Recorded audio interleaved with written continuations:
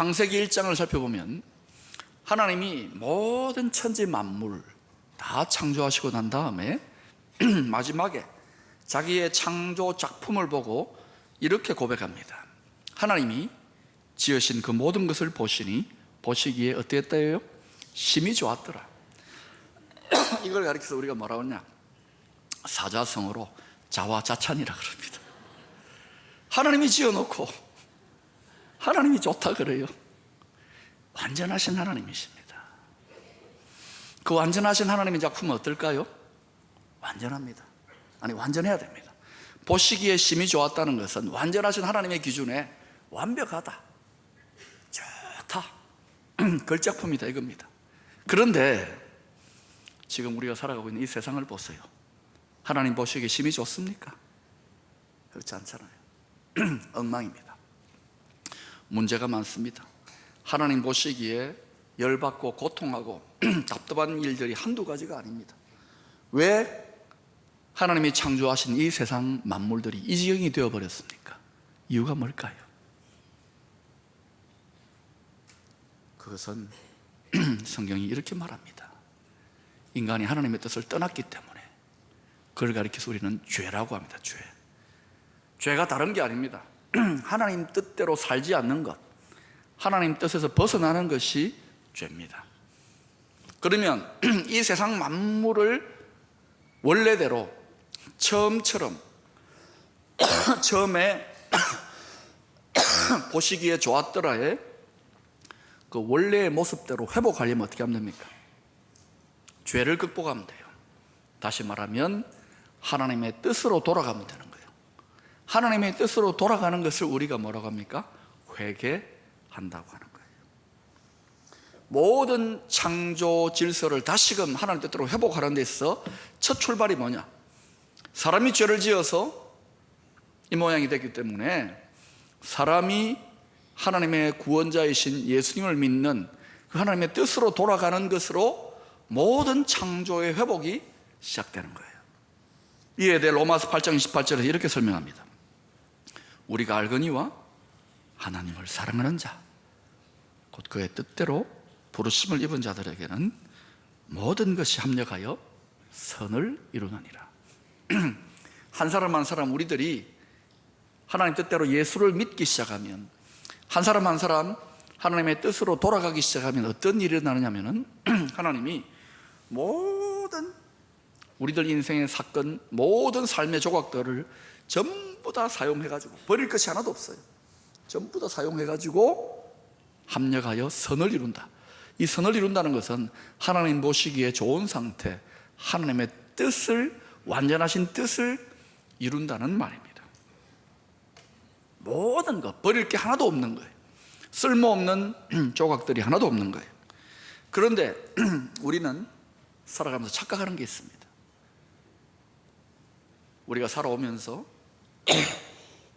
신앙생활하면서 우리가 실수했던 일들, 부끄러운 일들, 여러분 있습니까 없습니까? 있지요. 그런 것들은 어때요? 하나님께 영광이 안 된다, 그럼 쓸모없다는 버려야 된다, 그렇지 않습니다.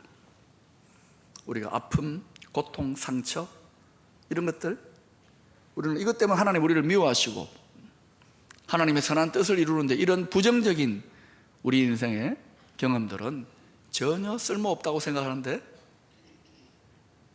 사실은 그런 게 아니에요. 그러나 또 한편으로는 깊이 생각해 보면 그런 생각들이 맞기는 맞습니다. 왜?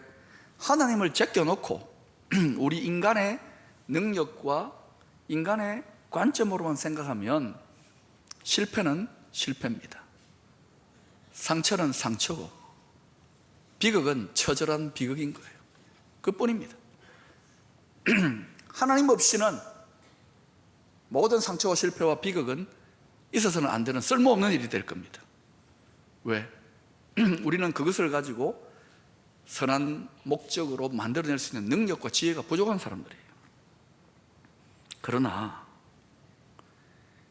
우리가 믿는 전능하신 하나님, 무한하신 지혜를 가진 하나님께는 우리 인생들이 범한 절대적인 비극, 절대적인 상처, 절대적인 실패, 하나님께는 없습니다.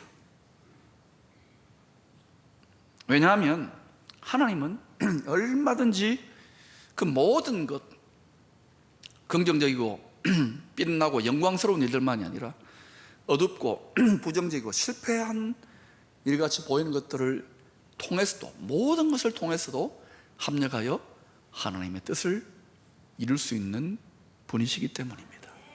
여러분, 그 사실을 믿습니까? 다시 묻습니다. 여러분, 그런 하나님을 진짜 믿습니까? 하나님이 그렇게 하실 수 있는 대표적인 증거가 뭐냐?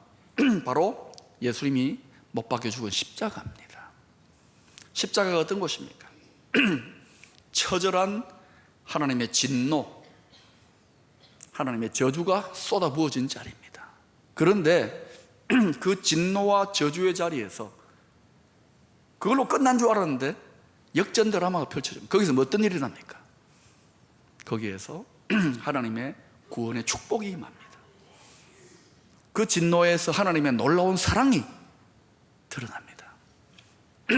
실패와 죽음과 절망의 자리에서 승리가 나타나고 희망이 나타나고 영원한 생명의 길이 열립니다.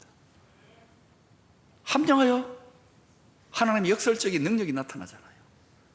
그래서 십자가야말로 가장 놀라운 하나님의 지혜와 능력의 표현인 거예요. 우리가 그 십자가를 믿는다면 우리의 인생에서 얼마든지 하나님은 이런 부정적이고 힘든 사건들을 통하여서 잊어버리고 다시는 기억하고 싶지 않은 그런 일들조차도 사용하셔서 하나님의 선한 뜻을 이루실 수 있다라고 우리는 믿는 것입니다. 하나님의 솜씨를 드러내고 있어요. 그렇다면 우리 인생들을 향한 하나님의 궁극적인 뜻, 저와 여러분이 예수 믿고 이 땅에 태어나서 살아가고 있는 하나님의 궁극적인 뜻이 무엇이라고 생각합니까? 여러분, 여러 가지 내가 왜 살아가는지, 내가 왜 예수 믿는지 여러 가지 여러분의 답이 있을 것입니다. 어떤 분들은 민족 중앙의 역사적 사명을 띠고 이 땅에 태어났다, 뭐 이렇게 생각하시는 분도 있을지 몰라요. 오늘 말씀 로마서 8장 19절은 이렇게 답합니다. 하나님이 미리 아신 자들을 또한 그 아들의 형상을 본받게 하기 위하여 미리 정하셨으니 이는 그로 많은 형제 중에서 맏아들이 되게 하려 하심이니라. 이 말이 좀 어렵게 말했지만 무슨 말이냐? 왜 우리를 예수 믿게 만드셔서 이 땅을 살아가게 하셨냐면 우리를 마침내 예수님처럼 하나님의 친아들이요 맏아들이신 예수님 같이 만들겠다는 것이 하나님의 뜻입니다. 여러분, 이러한 우리를 향한 하나님의 뜻 좀 황당하지 않습니까? 놀랍지 않습니까? 우리가 예수님하고 달라도 어때요? 너무, 그래서 많이 들어봤습니까? 너무 다르지 않습니까? 이런 우리를 가지고 예수님 같이 만들겠다. 하나님이 너무 과욕 부리는 거 아닙니까? 하나님 너무 욕심 부리는 거 아닙니까? 이건 마치 이런 것 같아요. 자녀들이 전교에서 막 꼴찌를 헤매고 있는데 부모는 혼자 신나가지고 우리 아들, 딸 내가 하버드 대학에 보낼 거야, 서울법대 수석 졸업시킬 거야. 부모가 이런 마음 가질 때 자식들 어떻습니까? 스트레스 받는 거예요. 부담감을 느낄 겁니다. 여러분, 하나님 아버지께서 저와 여러분, 예수 믿는 저와 여러분을 예수님처럼 만들겠다, 부담감이 있는 분들이 있을 것입니다. 그죠? 안 믿어질 거예요. 스트레스 쌓일 겁니다. 그런데 여러분, 여기서 우리가 제대로 하나 분명하게 알아야 될 사실이 있습니다. 이런 소망과 기대를 우리가 가졌습니까? 아니면 하나님 아버지가 가졌습니까? 우리는 그런 소원을 말한 적도 없어요. 주제 파악을 하고 있잖아요. 우리는 누가?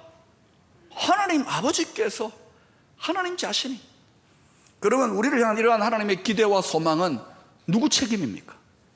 누가 이루겠다는 것입니까? 하나님입니다. 우리는 못합니다. 택도 없습니다. 그런데 하나님 아버지께서 이 우리를 향한 소망과 기대에 대해서 책임을 지시겠다는 거예요. 어느 정도로 책임을 지시겠느냐? 하나님 자신의 이름을 걸고 하나님의 실력과 지혜와 능력의 명예, 만왕의 왕, 우주의 왕 하나님의 자존심을 걸고 하나님의 자녀된 우리를 그렇게 만들고야 말겠다는 거예요.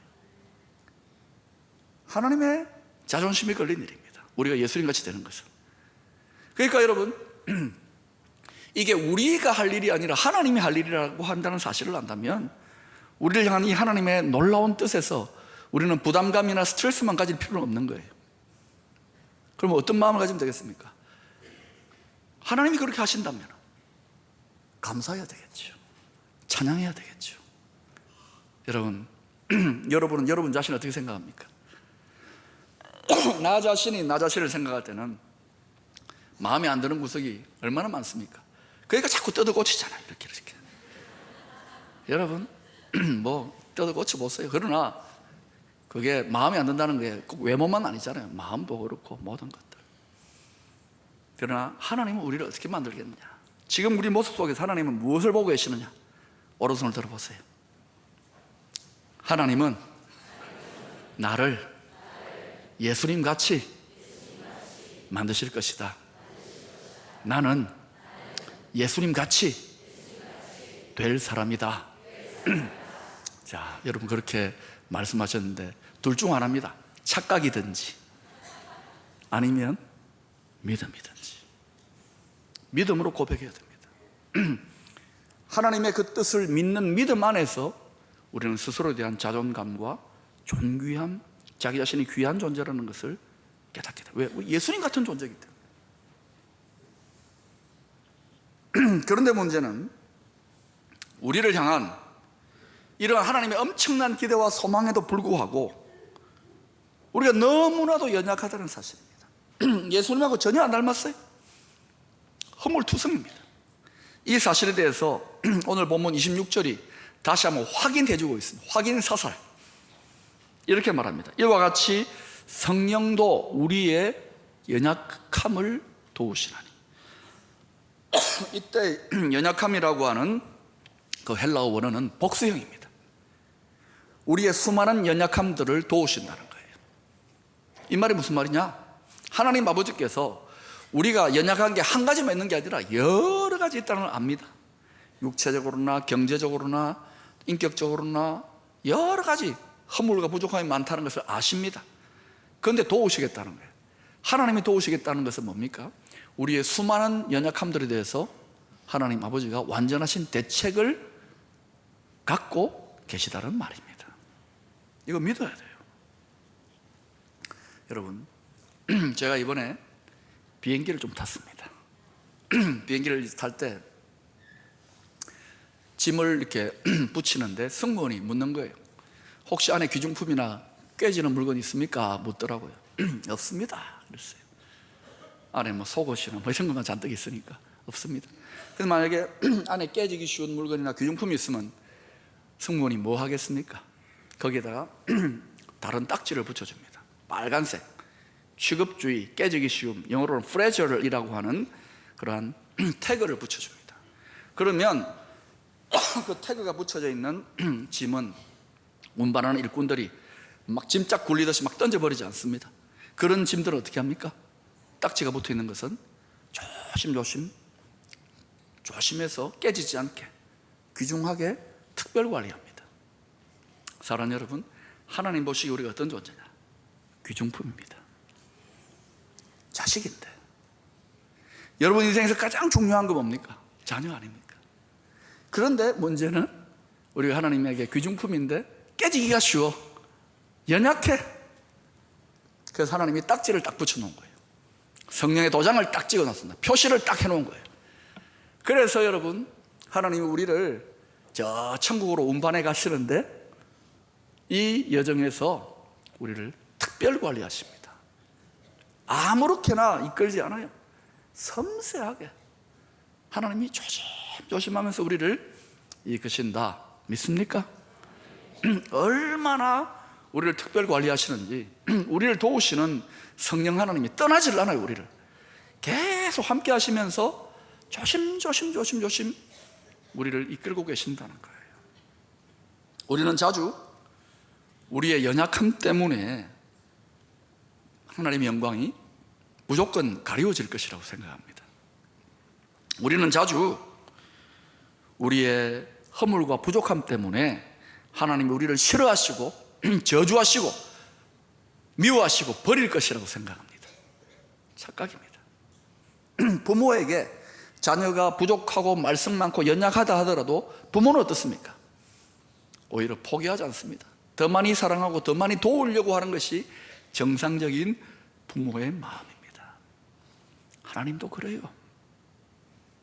실제로는 그 반대입니다.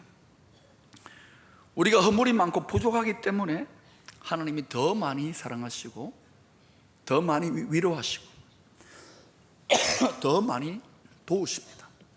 그래서 역설적으로 우리가 부족하고 연약하기 때문에 하나님의 영광이 더 크게 드러나요.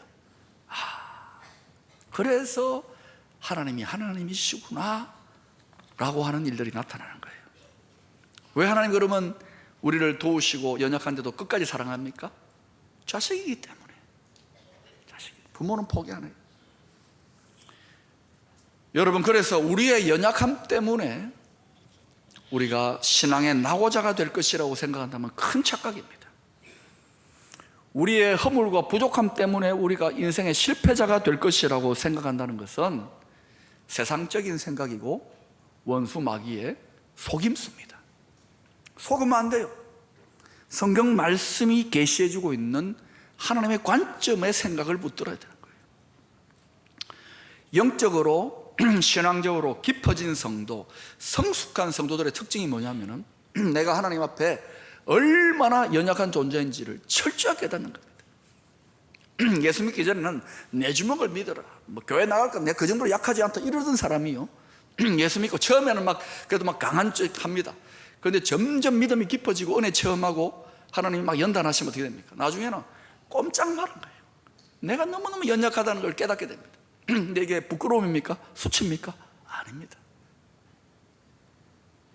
내가 연약하다는 것을 고백하고 인정하게 될 때 어떤 삶의 방식이 나타날까요? 하나님 나를 도와주세요 라고 기도하게 되고 하나님을 의지하게 되는 거예요. 자, 갓난 아기 하나님께서 뭐라고 했어요? 천국은 어린아이와 같은 자들의 것이다. 어린아이들, 갓난 아기는 연약합니다. 부모 없으면 위험합니다. 갓난 아기 어린아이들은 그래서 자기가 연약하다는 걸 알기 때문에 늘 어떻게 합니까? 혼자서 해결하려고 싸우지 않고 부모를 찾습니다. 부모를 의지합니다. 그것이 신앙이 깊은 성도들의 라이프스타일인 거예요.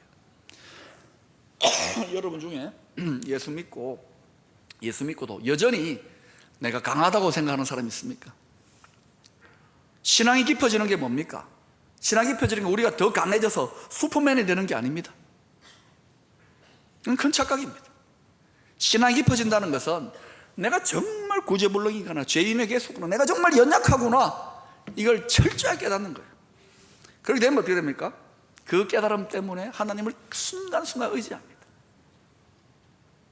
오히려 약하다는 사실을 철저하게 깨닫는 거예요. 그런데 이것이 하나님의 도우심과 은혜와 사랑을 깨닫는 기초가 됩니다. 우리가 하나 알아야 될 것은 신앙은 마술이 아닙니다. 도와주세요 하면 그래 알았다 뚝딱, 도깨비 방망이가 아닙니다. 믿음은 마술이 아닙니다. 그렇게 응답받는 경우는 천에 하나 만에 하나입니다. 다 과정을 밟아요. 어떻게 돕느냐? 로마서 8장 26절에서 다시금 말씀하십니다. 읽어보실까요? 시작.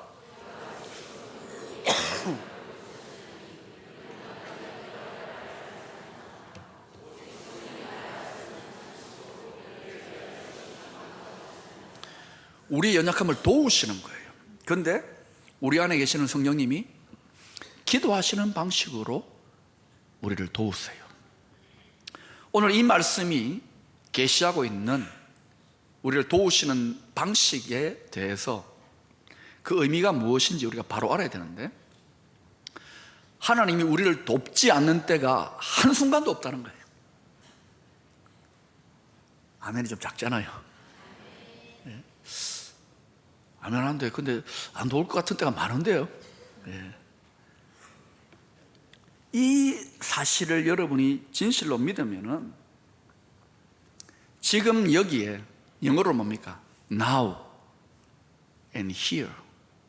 지금 여기에 Now and here 항상 성령 하나님이 우리 안에서 도우시는 거예요. 기도함으로 도우시는 거예요. 도우시는데 마술적으로 뚝딱하고 돕는 게 아니라 기도함으로 도우세요. 그래서 우리가 이 말씀을 진실로 믿느냐 안 믿느냐, 이 말씀을 굳게 붙잡느냐 안 믿느냐에 따라서 우리 삶의 신앙의 고백이 달라집니다. 어떤 사람들은 하나님을 믿는다고 그러면서도 맨날 그 마음이 엘리 엘리 라마 사박다니, 하나님 왜 나를 버리셨나이까? 아니에요, 버리지 않습니다. 도우십니다. 사랑하는 여러분, 이 말씀을 굳게 제대로 믿지 못하는 분은 우리가 힘들고 어렵고 너무너무 고통스러운 상황 속에 있을 때 누구도 나를 돕지 않는다, 어디에도 나를 돕는 도움은 없다, 아무데도 나를 돕는 자가 없다, 아무데도 nowhere. 근데 이 nowhere를 딱 낱말을 떼보면은 nowhere가 now and here로 바뀝니다. 우리가 믿음으로 아무데도 없다는 걸 탁 떼버리면 어떻게 되느냐, 이 말씀을 진짜 믿으면 하나님이 지금 여기에 항상 돕고 계신다. 여러분의 고백은 무엇입니까? 아무데도 없다, nowhere. 나는 버림받았다, 나는 외롭다, 이겁니까? 아니면은 now and here, 지금 여기에 하나님이 항상 돕고 계신다. 이것을 믿느냐 안 믿느냐에 따라서 달라지는 거예요. 이거 못 믿으면 우울증 옵니다. 이거 못 믿으면 외롭습니다. 이거 못 믿으면 괴롭습니다. 이 사실을 구체적으로 붙들고 끝까지 붙들고 동행하면 어떤 일이 일어나냐, 티끌모아 태산처럼 점점점 하나님의 도우심이 입체적으로 나타나기 시작하는 것입니다. 여러분, 오늘 29절 30절의 말씀은 하나님의 퍼즐 조각이 완성되어져 가는 5가지의 모든 성도들을 향한 과정을 설명합니다. 첫째는 미리 아심이고, 그 다음에는 미리 정하시고, 그 다음에는 하나님이 부르시고 의롭다고 하시고, 그 다음 마지막 단계가 뭐냐, 영화로운 존재로 되게 하셨다는 것입니다. 이것은 마치 이것 같아요. 씨앗이 있습니다. 이 씨앗 속에 뭐가 있습니까? 생명이 있습니다. 하나님이 그 씨앗 속에, 이것이 만약에 벽시면은 이 속에 벼를 열매 맺으라고 하나님의 뜻, 하나님의 언약, 하나님의 생명 약속이, DNA가 그 정보가 담겨 있는 거예요. 이 씨앗을 하나님 뜻대로 땅에 심으면 어떻게 됩니까? 그럼 이 씨앗은 썩어져서 싹이 나요. 희한하죠? 죽었는데 싹이 나요. 부활하는 거예요. 싹이 나요. 그리고 또 어떻게 됩니까? 자라납니다. 그대로 순종해서 자라나면 그 다음 어떻게 됩니까? 마지막에는 열매를 맺습니다. 그래서 우리는 씨앗을 보고 무엇을 기대하며 뿌립니까? 열매를 기대하며 뿌리는 거예요. 씨앗의 영광은 열매입니다. 우리에게도 씨앗이 심어져 있어요. 우리는 지금 비록 예수님 닮지 않고 엉망진창인 것 같지만 그렇지 않아요. 하나님은 여기에서 하나님이 완성하실 영광스러운 존재의 모습, 다시 말하면 하나님의 친아들이신 예수님 같은 영화로운 모습을 지금 이 모습 속에서 보고 계시는 거예요. 단 우리가 사랑하는 가운데 한 걸음 한 걸음 하나님 뜻 가운데 순종해 나아가면 모든 것을 사용해서 그렇게 이루시는 거예요. 그런데 이 완성을 향한 과정에서 우리는 자꾸만 이렇게 생각합니다. 그 과정이 인내해야 되고 너무 힘들고 너무 신앙생활 수고롭고 고통스럽다고. 여러분, 착각은 자유입니다. 물론 신앙생활 힘들지요. 좁은 길입니다. 그러나 여러분 잘 생각해봐요. 깊이 생각해봐요. 누가 힘듭니까? 이렇게 연약하고 부족하고 허물 많은 우리들을 예수님같이 만들고자 하는 하나님의 뜻을 이루기 위하여 하나님 아버지는 포기하지 아니하고 우리가 상상할 수 없는 갈등과 아픔과 인내와 수고를 다 감당하면서 그렇게 우리를 빚어가고 계시는 거예요. 왜 그렇게 빚어가십니까? 우리를 끝까지 사랑하기 때문에. 고린도전서 13장 7절은 이 하나님 아버지의 우리를 향한 사랑을 이렇게 말씀하십니다. 하나님의 사랑은 모든 것을 참으며 모든 것을 믿으며 모든 것을 바라며 모든 것을 견디느니라.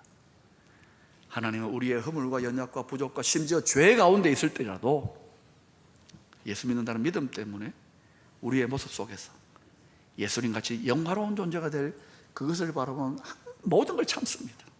모든 걸 믿습니다. 믿어주십니다. 모든 걸 바라십니다. 모든 걸 견디십니다.